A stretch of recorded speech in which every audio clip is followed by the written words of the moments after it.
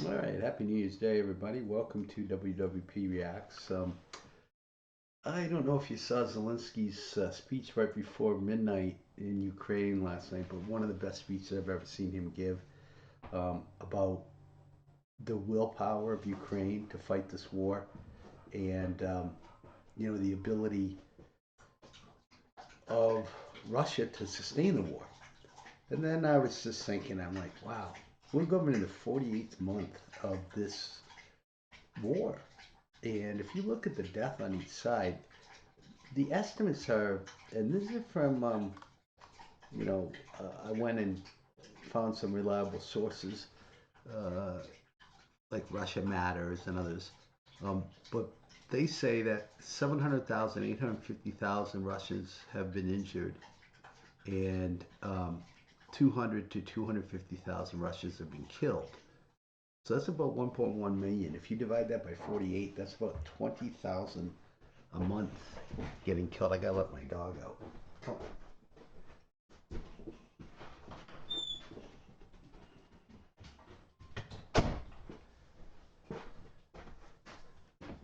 sorry about that. I had to let my pooch out. So that comes to about 20,000 a month, 20 to 25,000 a month injured and killed on the Russian side. Now on the Ukrainian side, it's a little less, 10 to 15. That's still a ton a month. You think about that. That's 1,000. Oh, if you combine both sides, right? That's more than 1,000 a day. That's amazing. That is incredible. But anyways, what I wanted to do today was I was listening to the sun, and I'm sharing it right here. And I want to go back and I want to listen to what this gentleman says, and let's talk about it a little bit. And now this is an English guy, and we'll see what he has to say where the war's going. Delayed until late 2026 or early 2027, if it happens at all. Putin will continue to get weaker as Ukraine doesn't just hold on, but improves its ability to attack at the operational level. The need to fund a near 40% military budget means his options are shrinking. Ukraine, the epicenter of Europe's largest conflict since World War II. Vladimir Putin continues to wage his 10-day special military operation against Ukraine. Innovation and bravery from Ukraine has kept them defying the odds over and over again. But as we look ahead, what can we expect to see in 2026? Is the Ukraine war sustainable? Where are the next tipping points that can decide the winner? And what terrifying new weapons and strategies are emerging? I'm Philip Ingram, and this is Battle Plans Exposed. Well, it's always been crazy to me how Ukraine has evolved this war. I mean, just the technology, right? The drone technology um, and all these soldiers that come from all over the world. A lot of American soldiers over there fighting for Ukraine, and this isn't just Ukraine. Obviously we've given billions and billions and billions. So has Europe, but we've also trained their pilots. We've done all kinds of things to fight this war against Russia. So this is more than just this two countries. This is East versus West. And I don't think we should kid ourselves because if Ukraine falls, what's how do what's Poland to do? What are the Baltic states to do? We're going to talk about that a little bit in here. So looking at Ukraine, the key question is, will the Donbas fall? Putin has long demanded Ukraine hand over the whole of the Donbas region in exchange for peace. Made up of the Donetsk and Luhansk Oblast. And I'm sure this is the 10%. Zelensky was talking about in his speech last time. We said we're about 90% there, but this big 10%, that's what they want. Russia wants that. But if they get that, that's the gateway to Kiev. And then they get Kiev, they get of all of Ukraine. So let's listen here. It's very interesting. It is the economic heart of Ukraine, thanks to its natural resources, and it acts as a defensive buffer. A final push to capture the Donbas would solidify Russia's objective of carving out a land bridge all the way from Crimea to Russia, cutting off Ukrainian access to the Sea of Azov. As we've discussed before in previous episodes, it's a gateway to Kyiv. battle for the remaining Ukrainian-held territory in the Donetsk Oblast, particularly the fortified defensive line anchored by the cities of Kramatorsk and Sloviansk in this region, remains a major Russian strategic objective. Any significant Russian breakthrough here would be viewed as a major operational success. These cities serve as crucial logistical hubs and a robust defensive barrier preventing Russian forces from pushing further west into central Ukraine. Ukrainian defensive. And these are all these yellow lines are trenches, right? Defensive positions. So you get your first one, second one, back, surrounding cities, making it very hard for them to get to Kramatorsk. They've been trying to take Kramatorsk forever. Now Petrovsk, that probably is going to go, but they've been going after this for 6 months, a year, and they've only gone from here to there. I mean, if you look at these things, if you go into these maps, let me pull one up. You go into these maps, like this map that I look at every day, and you say, okay, what's been going on, right? So here's that same area, and so you see all these rifles and stuff. So over here on the left-hand side, that gives you the news. So an hour ago, a strike of a Russian V2U drone was recorded in the industrial zone of, I have a hard time saying these, near Kharkiv. Okay, so then you go to this, but if you go to the map, well, here's where it is, and that's Kharkiv. So they're trying to do things like that. And then if you go down further, some of the things that we've done, the what the Ukrainians have done, but like this area right here, there's been a lot of fighting in this area. Ukrainians holding back Russians. So you get these stories. So like this is the story of that, right? A South Kharkiv direction class. So they're trying to push up towards Kharkiv. But this gentleman that is talking, he's going to talk about that in a minute. So this map's very interesting. And I like to go look at it every day, and I go through the news and I just click on it and say, wow, look at what's going on here. That's how I know that these have hardly moved at all. All right, so let's go back and listen. Lines aren't as numerous or as heavily fortified as you push further out from the Donbas. So considering all of this, from a Ukrainian perspective, this is an absolute no-no. Losing Donbas will almost certainly guarantee the loss of Kyiv and therefore the loss of Ukraine to Putin. Now, I know there's a lot of people out there, especially in America, guys like Tucker Carlson and others, that think, this is a smokescreen. That's bullshit. It's not going to happen. Blah, blah, blah. But, I mean, we've got to look at all sides here, right?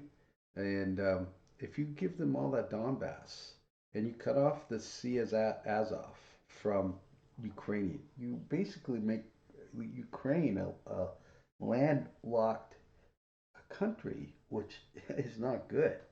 And that would really hurt. So let's listen in. Past 3 years and 8 months, Russia has seized 23% of the Donetsk region, while 22.6% remains under Ukrainian control. What I think will happen is that we will continue to see a stalemate on the front line. Russia may advance. And that's how it's been really for the last year. 10 kilometers. Pokrovsk, as we've talked about beforehand, will likely fall into Russian hands. That's what I was just talking about, Pokrovsk. As we've seen, but they've been trying to take Pokrovsk for a year. Ukrainians will make advancements because Ukraine is using that front line to fix the Russians, to fix them tactically, and it's happy to trade space at this grindingly slow rate for time, and that time it's using to attack Russia at an operational level, attack its oil fields, attack its defense manufacturing capability, attack it politically, attack its strategic bombers, attack its grey fleet vessels that are going around the world, attack the Black Sea fleet. Yeah, and this is where I think Ukraine has really evolved. They're not just fighting in the trenches. They're fighting at sea. They're fighting in the air with the drones. They're going all the way to Moscow and bombing things. I mean, they are taking the fight to them in different areas and just manning the trenches and playing defense, right? You have to have a 3-to-1 edge to overtake like a defense like that. And so if you can fix the Russians so they can't mass and make those moves, then, well, they drain manpower. Look at these drones going after ships. I find that amazing. And confine that to port. Well, Russia will continue to grind forward at a devastating cost, as we've seen with the slow gains around Pokrovsk. The total collapse of the Donbas, the fortress belt of Kramatorsk and Sloviansk, is highly unlikely in 2026 unless the West's ammunition supplies and intelligence sharing falls off a cliff. Russia's That's not pace going of to happen. advance and the high casualties per square kilometre, despite their manpower pool, simply do not support a major operational breakthrough. Russia cannot create a concentration of force able to punch through anywhere. That's what I was And we have to trying remember to say. UK Defence Intelligence estimates it would take Russia 4 years and 2 million more casualties at the current rates of advance to capture the territory. 4 years and 2 more million. Any massive operationally significant offensive to seize the Donbas will be delayed until late 2026 or early 2027, if it happens at all. We'll know if this prediction is wrong only if we see a clear, measurable spike in our indicators and warnings. Specifically, a tripling of railway deliveries of heavy armour and the deployment of up to 3 fresh combat-ready reserve corps to the immediate staging areas near the front. Until then, it remains a bloody attritional slog. Ukraine will continue to view the Donbas as a matter of national existence and will devote a huge share of its manpower and newly arriving Western technology to holding that fortified defensive line. Losing it is not just a military defeat, it is a political surrender. Therefore, while we expect Russia to escalate its strikes on logistical targets behind the lines, a key indicator, I expect Kyiv to successfully manage this defence through 2026, forcing the conflict to look elsewhere for a breakthrough. But it's not just the Donbas that will be a huge point of contention in 2026. We also need to pay close attention to another flashpoint in Ukraine, Crimea. The Black Sea and Crimea, it's not just the Black Sea and Crimea anymore. We're seeing a new terrifying trend, Ukraine taking the fight globally. Kyiv has shifted its strategy from the battlefield to the Maritime shadow war. We were just talking about this, and I don't know if you followed the Crimea takedown in 2014, where Obama turned a blind eye to helping Ukraine and just let Russia take it. There's a major blow to Ukraine. So let's move forward here a little bit, because of Crimea is a major flashpoint.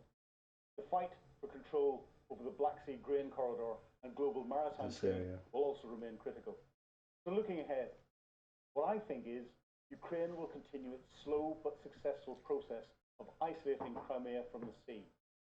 By the end of 2026, the cumulative toll of naval drone and missile strikes, backed by targeting data from its Western partners, will make the remaining Black Sea fleet units essentially non-operational and force Russia to pull the bulk of its major assets further east. It's already pulled the majority from Crimea to Russia itself and pull them completely out of the basin, functionally deblockading the Ukrainian grain corridor on Kyiv's terms. And that grain corridor is from Odessa out through the Black Sea and to the rest of the world.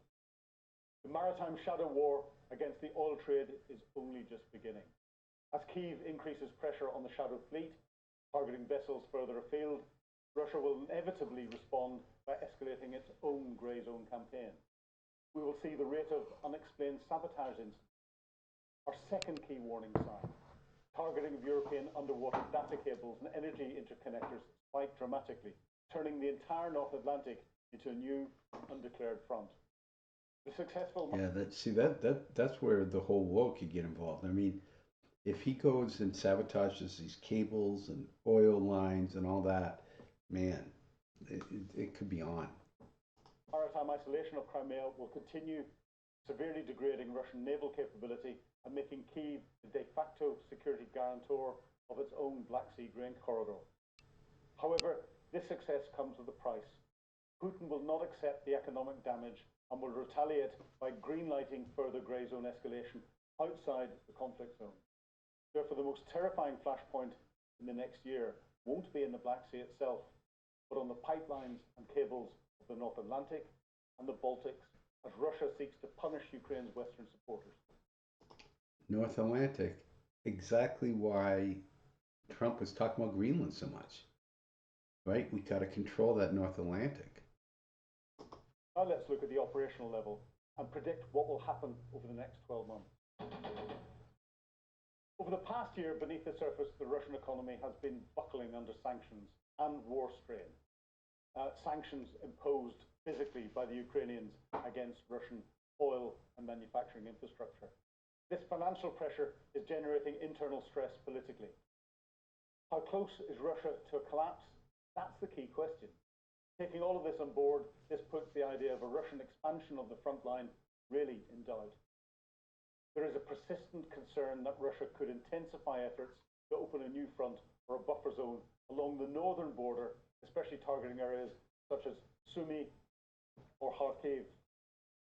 This would When you saw one of those news clips I just showed you, they bombed Kharkiv yesterday.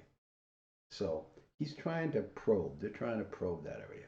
obviously require Ukraine to bolster up defences in the region, weakening the defensive capabilities in the Donbas. However, I'm not sure that this will happen. What I think is Russia is militarily incapable of sustaining an operational level expansion into a new front in Sumy or Kharkiv, certainly in 2026. The economic strain, while not yet producing a full collapse, is already forcing Moscow to concentrate its resources on the single highest priority objective, the seizing of the rest of Donetsk.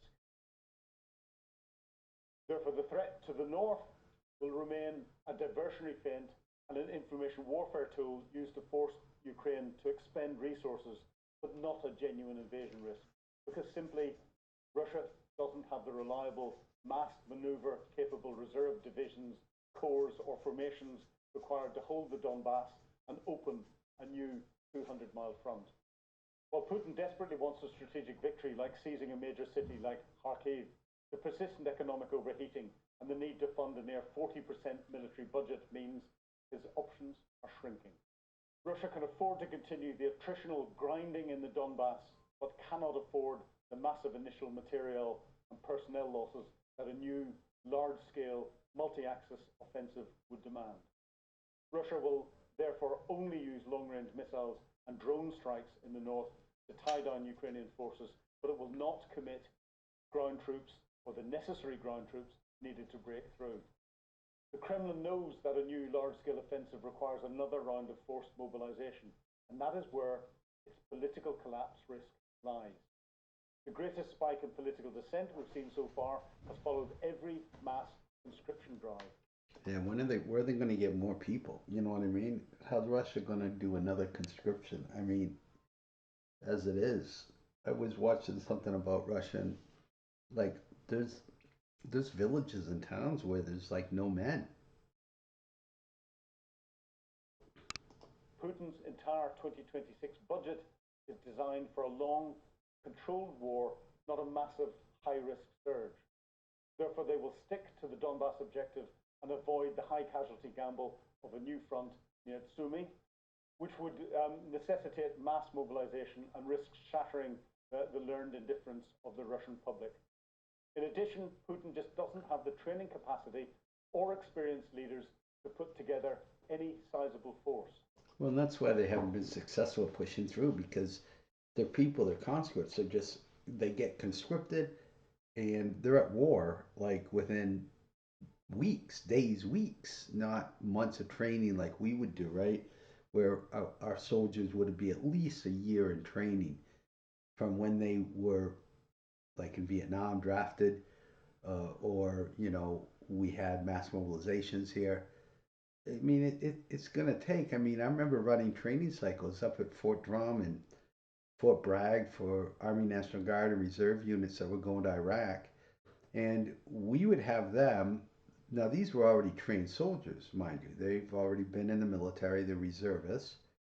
But even before we sent them over to Iraq, they went through 150 days about of individual, collective, unit, and up to brigade level training of the type of war that they'd be fighting in Iraq.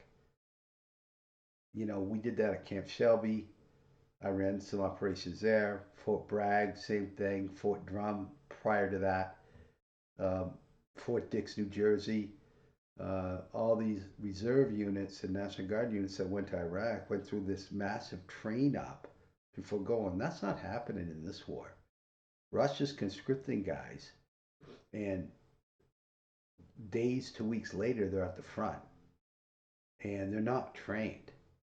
Um, and so Ukraine, who's I think much better trained in the tactics of defense and maneuver and fire maneuver and other infantry skills, is why Russia can't push through, even though they got a huge numerical advantage. And Putin will continue to get weaker as Ukraine doesn't just hold on, but improves its ability to attack at the operational level with its indigenous ballistic missiles, improved technology, and watch out for more attacks like Operation Spider's Web, delivering more humiliation to Putin. So unfortunately, the war will continue. So you can join me in 2026 as we analyze the next chapter and flashpoints of the. All right. Well, that's all I have. I wanted to just kind of give, I do reaction videos to what's going on in world conflicts around the world, and um, also honoring our heroes that like Sarah Bergstrom and some of the other videos I've done. If this is the kind of content you like, please like and subscribe, share my information. I'm a newer channel, but growing pretty quickly. Um, and This is kind of part of my retirement. It keeps me engaged in the kind of military intelligence and military engineering stuff I used to do for years and years of my life. As you can see, some of the plaques behind me, Afghanistan and other things. So, um, yeah, please like and subscribe. Send me some comments. Let me know what you want to see, and I'll put some stuff together. Um, really appreciate you. Have a happy new year, and yeah, happy new year on this New Year's Day. Take care.